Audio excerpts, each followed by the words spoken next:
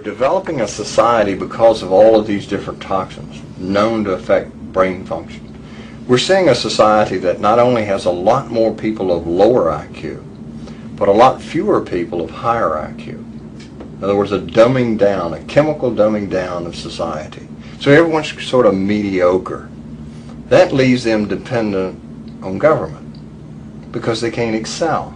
We have these people of lower IQ who are totally dependent. Then we have this mass of people who are going to believe anything they're told because they can't really think clearly. And very few people of very high IQ who have good cognitive function who can figure this all out. And that's what they want. So, you can kind of piece it together as to why they are so insistent in spending so many hundreds of millions of dollars of propaganda money to dumb down society.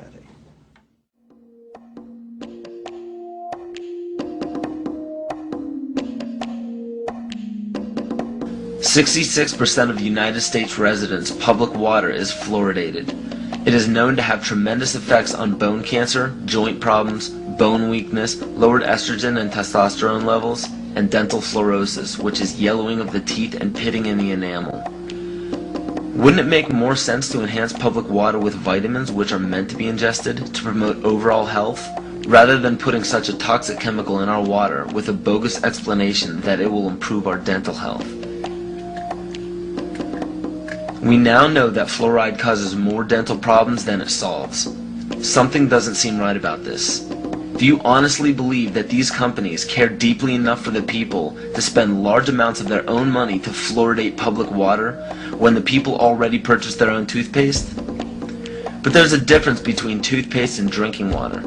We don't ingest toothpaste. If you go to any hardware store and look at any rat poison product, you will only find one ingredient: sodium fluoride. It is the most toxic ionic molecule outside of potassium dichromate. Now Dannon, along with other companies, have begun fluoridating bottled water. It is becoming increasingly difficult to get away from.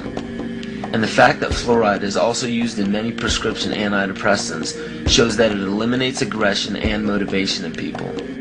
Fluoride, to my knowledge as a physician, has absolutely no biological benefit whatsoever.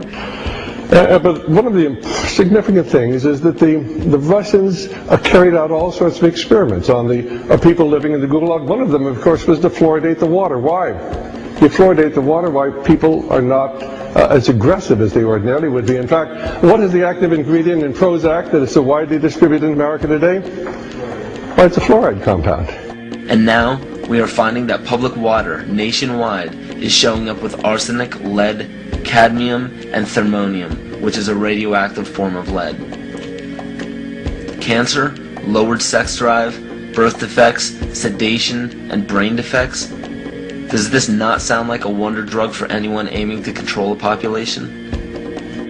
It's quite astonishing, Paul, the degree to which environmentalists have not been educated about fluoride. People have an unconscious trust in their doctor or their dentist, and if you can persuade doctors and dentists that fluoride is safe and good, then you're able to reach the rest of the nation. People believe their doctors and dentists, and that was a way of promoting fluoride for Bernays. Fluoride was killing their cattle, destroying their crops. Fluoride given to rats had produced bone cancer and liver cancer, and that those results had been doctored to make it look as though fluoride hadn't caused as much cancer.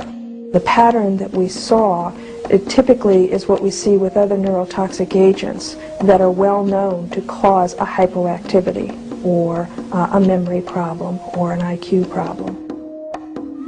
When I first presented the results of these studies, one of the individuals sitting and listening to the results, he says, "Do you have any idea what you're saying?" And he says, "You're telling us that we're reducing the IQ of children." And basically I said, yes.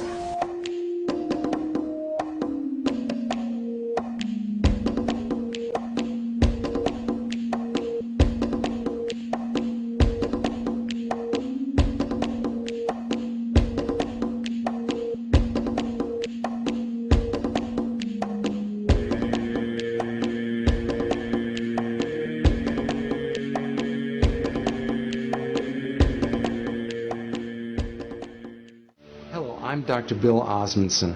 I'm a general and cosmetic dentist and have been a dentist for 30 years.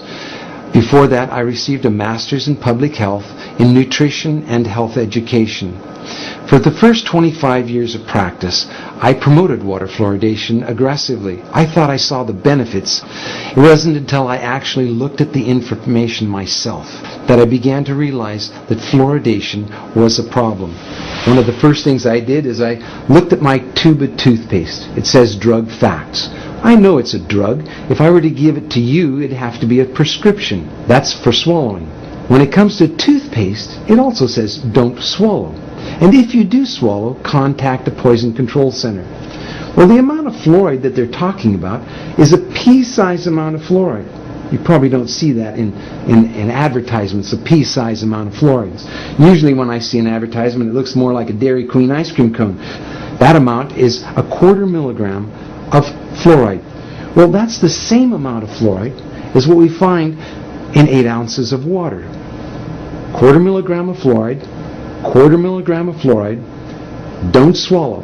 If you do, call the Poison Control Center. One of the things that concerns me is water fluoridation for infants. The American Dental Association and Center for Disease Control recommend that infants not receive water for drinking nor for making their formula. It's 250 times more concentrated in fluoride than mother's milk. We shouldn't fluoridate water and harm our most vulnerable. The next thing I looked at was dental fluorosis. These are the white and brown spots on the teeth. The only thing that causes dental fluorosis is fluoride. Too much fluoride ingested, usually during the developing years, birth to about 8 years of age. When I see people coming in to have treatment for dental fluorosis, I mention to them that they have had too much fluoride. And this is an indication that the rest of their body has probably had too much fluoride also, their bones and in the rest of their organs. Damage from dental fluorosis is not disputed. Everyone agrees that too much fluoride can cause dental fluorosis. About 1/3 of children are now experiencing fluorosis, according to the CDC. The next thing I wanted to look at was benefits. What are the benefits of it? I've heard reports of 20 to 40%, 60%, 80% tooth reduction with water fluoridation. So what is the benefit of water fluoridation? And I had a close look at several factors. One, comparing different countries of the world, we can see that no matter what we do on fluoridation, whether the country fluoridates or no fluoride at all, decay is reduced the same amount in all countries. We can compare states in the United States. We can see on a graph that as they're plotted in order of increased amount of fluoridation in the state, fluoridation doesn't make any difference. We have the same amount of good health in the states regardless of their fluoridation. Same thing for counties and other locations. That was disturbing to me. If there's no benefit, well, why are we fluoridating?